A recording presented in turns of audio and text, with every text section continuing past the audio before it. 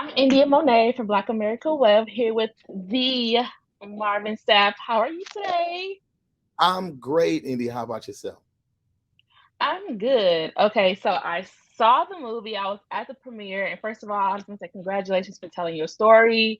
It was super great to learn about you. So I want to know what made you say yes, like right now is the time to share the Marvin Sapp story. You know what, man? Initially, I said no, Oh, wow. and after saying no initially, thinking about it, and then not only thinking about it, but having conversations with my children, and really Mhm, understanding in this particular season, you know, post pandemic, even though we're still in pandemic, mhm, people needed some messaging of hope and encouragement. And my life has been tumultuous to say the least, but it's been triumphant all at the same time. So, I thought that this was a perfect time, especially after, conversing with my kids. mhm. So how do you feel about, the whole world now knowing like your story? Oh wow. Strangely enough, my kids think I have a problem because I'm not excited. You're Uh not excited? no, I'm not. But you know what I am? I'm grateful. I really am. I'm Mhm, very, very grateful. So, I'm grateful and thankful that, TV One as well as Swirl Films, they thought enough of my life thus far. Because mhm, I'm still young. I still got a lot of life left, I'm hoping. mhm. So they thought enough about my life and what has transpired in order to share it, and hopefully will motivate and encourage people to, want to accomplish and do more in life themselves. Right. What do you think, fans will be most surprised about learning, about your story? A whole lot.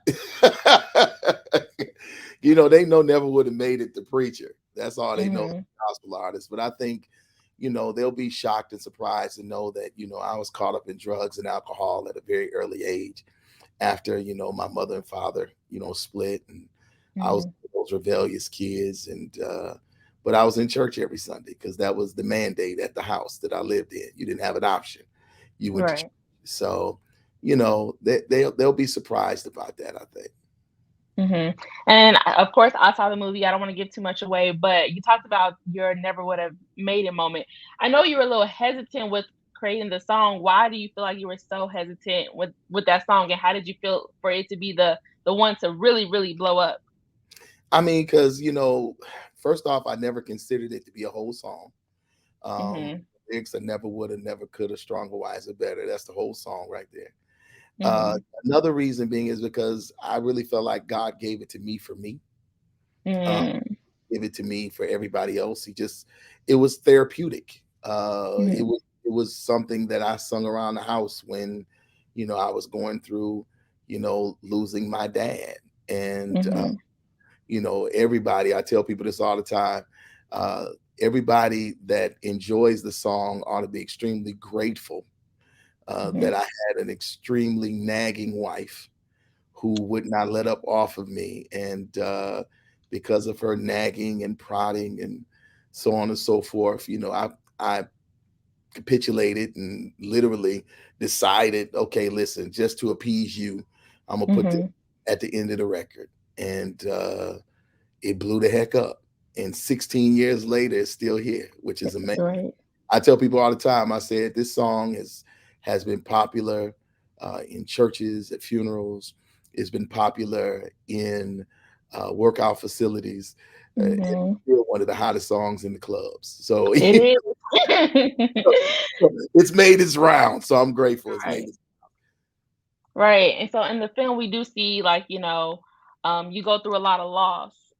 What do you think, helps you the most through those times? And maybe what's some advice you can give to some people who are going through a lot of loss?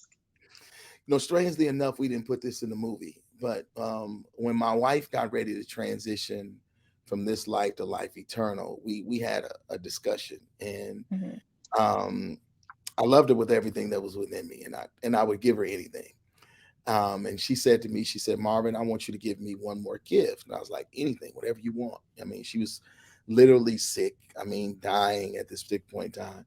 She said that the best gift you can give me at this particular point in time is that when I transition, that you would live. And I think what we Mm-hmm. tend to do is we tend to stop everything. We tend to stop moving forward as people, because we lost somebody that's important to us. And that's not what they would want. They would want for Mm-hmm. us to live out our lives to the fullest. So, for people who are dealing with loss in the pandemic and or other sicknesses, where they've lost family members and or loved ones, or even through violence, just Mm-hmm. remember that the greatest gift that you can give to the person that you lost is to live. That's amazing.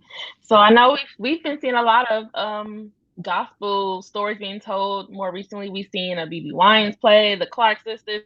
Now, your story, is there anybody in particular story you would like to see next on screen? Oh wow. You know what? Y'all been asking me some questions that I never asked before. I know for a fact that one of the stories that I want to hear, because I know they've been working on it for the last maybe 4 or 5 years, is the group that I was a part of called Commissioned. Uh, Mm-hmm. they're working on a biopic, and you know, I know the story. Mm-hmm. I think, I tell people all the time, you may have enjoyed Five Heartbeats, Mm-hmm. but you ain't seen nothing yet. That's all I can say. Oh, oh, child. So the commission story is one I would definitely want to see. Okay. And so we have this thing that we do on all our praise and inspirational stations called I Have a Word. So could you leave me with a scripture that you always go to when you're in the midst of a tough time or times of trouble? Easy. Ephesians 3:20. Now unto him that is able to do exceeding abundantly above all that we dare to ask or think, according to the power that works on the inside of us. In other words, God is able to do great things, but there Mhm. has to be a synergy. There has to be a connection between man and he in order for it to come to fruition. So that is absolutely my go-to scripture. He can do exceedingly abundantly above all that I would dare to ask or think, but I have to be a partner in it in order to see it come to pass. That hit me. I'm gonna have to go look that one up for real. Well, thank you so much. I cannot wait for everybody to see this film, the Never Would Have Made It story. Never Would Have Made It, the Marvin Sapp story on TV One, coming August 21st, this Sunday. Yeah, it's gonna be good too.